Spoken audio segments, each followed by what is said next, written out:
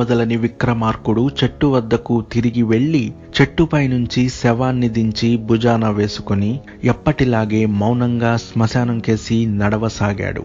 అప్పుడు శవంలోని బేతాళుడు, రాజా, ఎవరి మెప్పును పొందకోరి నువ్విలా భీకర వాతావరణంలో శ్రమపడుతున్నావో నాకు తెలియదు. అయితే చెంచల చిత్తులు, అధికార మదోన్మత్తులు అయిన రాజులు ఎప్పుడు ఎవరిని మెచ్చుకుంటారో చెప్పడం కష్టం.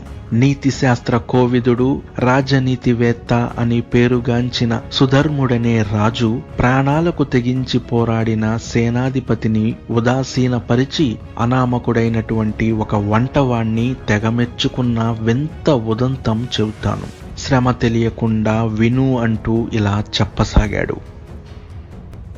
భద్రగిరి రాజు నరేంద్ర భూపతి ప్రజాక్షేమాన్ని ప్రాణప్రదంగా భావించే ధర్మప్రభువు. ఆయన పరిపాలనలో ప్రజలకు ఎలాంటి కొరత లేదు. అయితే రాజుకు ఎన్నాళ్లకు సంతాన భాగ్యం కలగకపోవడంతో ఆయన మనసును తరచూ విచార మేఘాలు కమ్ముకోసాగాయి. ఇలా ఉండగా ఒకనాడు బదరికావనం నుంచి తీర్థయాత్ర చేస్తూ భద్రగిరికి వచ్చిన ఒక సాధు పొంగవుడు రాజుగారి ఆతిథ్యాన్ని పొంది బయలుదేరుతూ ఒక అద్భుత ఫలాన్ని ప్రసాదించాడు. దాని మహత్యంతో సంవత్సరం తిరిగేసరికి రాజదంపతులకు కవల పిల్లలు కలిగారు. పరమానందం చెందినటువంటి రాజు వారికి సుధర్ముడు, సుసేనుడు అని పేర్లు పెట్టి అల్లారు ముద్దుగా పెంచుతూ విద్యాబుద్ధులు నేర్పించసాగాడు. రాజకుమారులు ఇద్దరూ ఒకరితో ఒకరు పోటీ పడి విద్యాభ్యాసం చేయసాగారు. సుధర్ముడు రాజనీతి, ధర్మశాస్త్రాల పట్ల ఆసక్తి కనబరిచేవాడు. సుసేనుడు విలువిద్య, ఖడ్గయుద్ధం మొదలైన క్షాత్ర విద్యల పట్ల అమితాసక్తి కనబరిచేవాడు.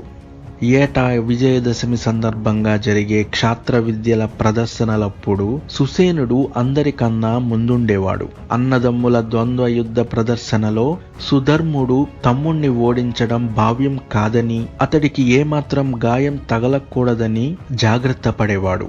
అయితే సుసేనుడు అసమాన ప్రతిభను కనబరుస్తూ అన్నను మించిన వాడని నిరూపించుకోవడానికి తహతహలాడేవాడు. అందుకు హద్దులు దాటడానికి, అడ్డదారులు తొక్కడానికి కూడా వెనకాడేవాడు కాదు.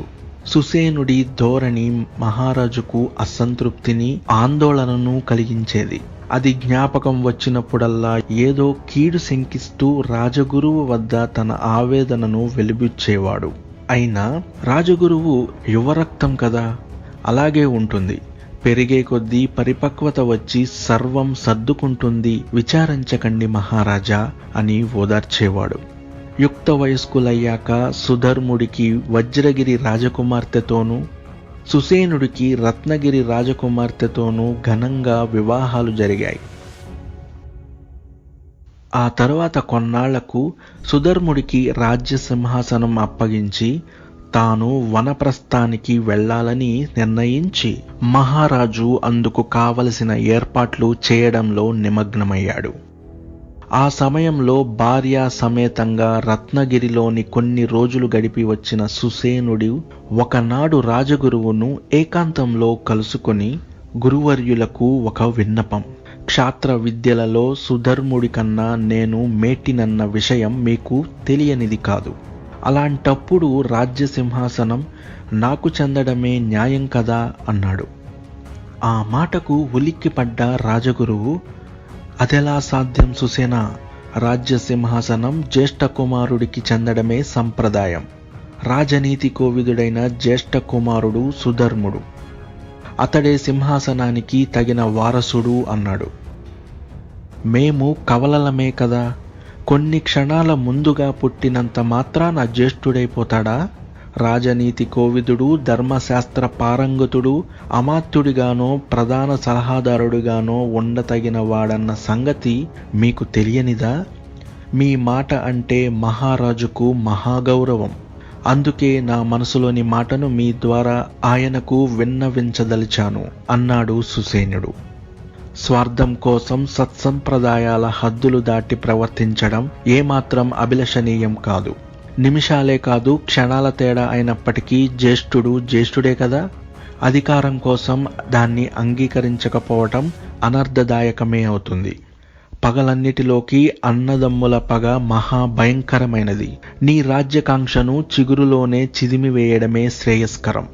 మహారాజు ఆశిస్తున్నట్టు నువ్వు సర్వసేనాధ్యక్షుడివై అగ్రజుడికి కుడిభుజంగా నిలిచి రాజ్య రక్షణ బాధ్యతలు స్వీకరించు. అదే మన రాజ్య ప్రజలకు శుభకరం, నీకు నీ వంశ ప్రతిష్టకు కీర్తిదాయకం అని హితవు పలికాడు రాజగురువు. రాజును చేయకపోతే నా అర్ధరాజ్యం నాకప్పగించండి. అందుకు తగ్గ అర్హత, హక్కు నాకున్నవి. అన్నిటికీ మించి రాజ్యం వీరభోజ్యం అన్న వాస్తవం మరిచిపోకండి అని చెప్పి సుసేనుడు అక్కడి నుంచి విసురుగా వెళ్ళిపోయాడు. రాజగురువు మహారాజును కలుసుకొని సంగతంతా వివరించాడు. అంతా విన్న మహారాజు, నేను ఏది జరగకూడదని భయపడ్డానో అదే జరుగుతున్నది. అత్యాశాపరుడైనటువంటి సుసేనుడికి ఇప్పుడు మామగారైన రత్నరాజు దుర్జయుడు తోడయ్యాడు. 25 ఏళ్ల క్రితం అతడు మన రాజ్యాన్ని కబళించడానికి చేసిన విఫలయత్నం మీకు తెలియనిది కాదు. అయినా సుసేనుడి కోరిక ఏమాత్రం ఆమోదయోగ్యం కాదు. ఏది ఏమైనా అనుకున్న ముహూర్తంలో సుధర్ముడికి రాజ్య పట్టాభిషేకం జరిపిద్దాం అన్నాడు గాఢంగా నిట్టూరుస్తూ. సుసేనుడు సైన్యాధ్యక్ష పదవికి చేపట్టడానికి నిరాకరించడంతో అతడి బాల్యమిత్రుడు మాజీ సైన్యాధ్యక్షుడు కుమారుడు అయిన సుధీరుడు భద్రగిరి సేనాధిపతి అయ్యాడు. పెద్దలు నిర్ణయించిన ఒక శుభముహూర్తంలో సుధర్ముడు తల్లిదండ్రుల గురువుల ఆశీస్సులతో భద్రగిరి సింహాసనాన్ని అధిష్ఠించాడు. రాజధానిలో కొన్నాళ్లు నిర్లిప్తంగా గడిపిన సుసేనుడు భార్యను వెంటబెట్టుకుని రత్నగిరికి వెళ్ళాడు. ఇలాంటి సందర్భం కోసమే ఎదురు చూస్తున్న రత్నగిరి రాజు దుర్జయుడు లోలోపల పరమానందం చెందాడు. అయినా పైకి బాధ నటిస్తూ, విచారించుకు సుసేన, ఈ క్షణమే నిన్ను రత్నగిరికి యువరాజుగా పట్టాభిషిక్తుణ్ణి చేస్తాను. మున్ముందు రత్నగిరికే కాదు భద్రగిరితో కలిపి సువిశాల సామ్రాజ్యానికి నిన్ను మహారాజును చేయడమే నా ఏకైక లక్ష్యం అని ఓదార్చాడు. భద్రగిరి సైన్యం రత్నగిరి సైన్యం కన్నా 4 గింతలు పెద్దది. ప్రత్యక్షంగా దాడి చేసి జయించడం అసాధ్యం. అందువల్ల ఇతర మార్గాలలోనే విజయం సాధించాలని దుర్జయుడు తీవ్రంగా ఆలోచించసాగాడు. భద్రగిరి రాజ్య రక్షణ పద్ధతులు, రహస్యాలు ఎరిగిన సుసేనుడు తన గుప్పెట్లో ఉన్నాడు గనుక అసాధ్యాన్ని సుసాధ్యం చేయడానికి త్వరగా పథకాలు రూపొందించసాగాడు. సుసేనుడు రత్నగిరికి చేరడం మహారాజుకు మానసిక క్షోభను కలిగించింది. నిప్పుకు గాలి తోడైనట్టు చేతులు కలిపిన మామ అల్లుళ్ల వల్ల ఎప్పుడు ఎలాంటి ముప్పు వస్తుందోనని విచారపడసాగాడు. అయితే అలాంటి అవాంఛనీయ సంఘటనలు ఏవీ లేకుండా సంవత్సర కాలం గడిచిపోయింది. వానప్రస్థానానికి వెళ్లే ముందు ఒకసారి కాశీయాత్ర చేసి రావాలన్న కోరికతో మహారాజు సతీ సమేతంగా బయలుదేరి వెళ్ళాడు. ఒకనాటి సాయంకాలం రాజు సుధర్ముడు రానున్న విజయదశమి వేడుకల సందర్భంగా తీసుకోవలసిన భద్రతా చర్యల గురించి సేనాధిపతి సుధీరుడితో చర్చించి పంపేసి తన రాక కోసం రాజోద్యానంలో ఎదురుచూస్తున్న రాణికేసి నడవసాగాడు.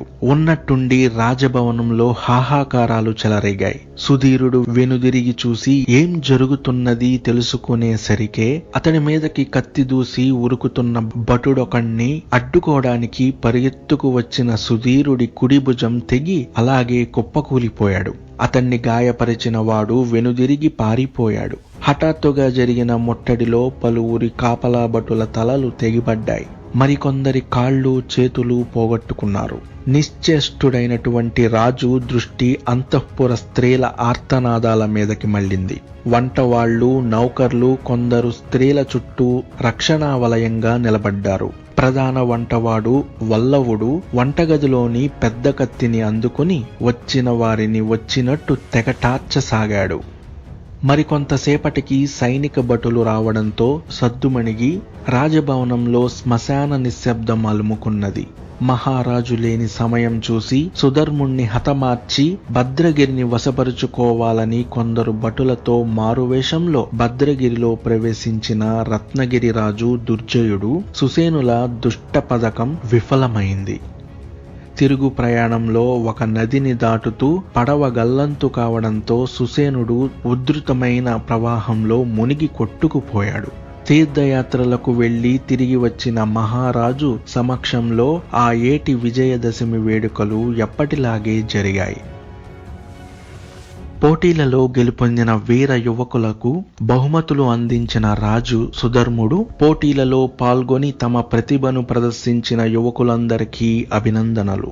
ఈ 7 పోటీల్లో పాల్గొనడానికి వచ్చిన యువకుల్లారా, రాజధానిలో చొరబడి రాజభవనాన్ని ముట్టడించిన శత్రువుల ఆట కట్టించిన వీరులను ప్రత్యేకంగా అభినందిస్తున్నాను.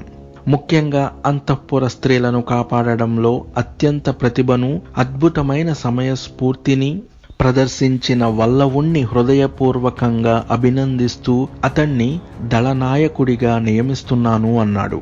సుధర్ముడి మాటలకు మహారాజు, రాజగురువు సంతోషించారు.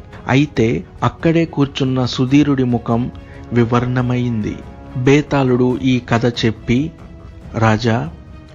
రాజు సుధర్ముడు తన మీద జరిగిన హత్యాయత్నానికి అడ్డుకోవడానికి ప్రాణాలను సైతం లెక్క చేయకుండా ముందుకు దూకి క్షతగాత్రుడైనటువంటి సేనాధిపతి సుధీరుణ్ణి ఉదాసీనపరిచి ఒక వంటవాణ్ణి ధైర్యాన్ని మెచ్చుకోవడం సబబేనా?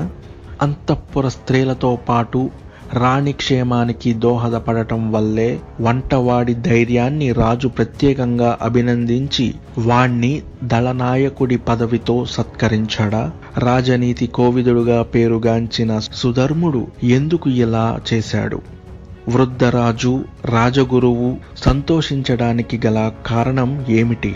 ఈ సందేహాలకు సమాధానం తెలిసి కూడా చెప్పకపోయావో నీ తల పగిలిపోతుంది అన్నాడు. దానికి విక్రమార్కుడు, అత్యవసర స్థితిలో స్పందించే తీరును బట్టే వీరుల అసలు శక్తి సామర్థ్యాలు నిర్ణయించాలి. ఆకస్మిక దాడిలో రాజును కాపాడటానికి సుధీరుడు ప్రాణాలను లెక్క చేయకుండా ముందడుగు వేయడానికి అతడికి చిత్తశుద్ధి, త్యాగబుద్ధి కారణం. అందులో సందేహమేమీ లేదు. అది అతడి ఉద్యోగ ధర్మం కూడా అన్నది మరిచిపోకూడదు. అయితే ఆకస్మిక ప్రమాదాలు ఎదురైనప్పుడు తను చావడం కన్నా శత్రువులను చంపటమే విజయానికి దోహదం చేస్తుంది. అలా సమయస్ఫూర్తితో ధైర్యంగా శత్రువులను తెగటార్చినవాడు వల్లవుడు. ఇంతకు అతడు సైనిక శిక్షణ లేని సాధారణ పౌరుడు. అందుకే అతన్ని సుధర్ముడు అంతగా అభినందించాడు. మహారాజు, రాజగురువు అతడి నిర్ణయానికి సంతోషించడానికి గల కారణం కూడా అదే అన్నాడు. రాజుకు ఈ విధంగా మౌనభంగం కలగగానే బేతాళుడు శవంతో సహా మాయమై తిరిగి చెట్టెక్కాడు.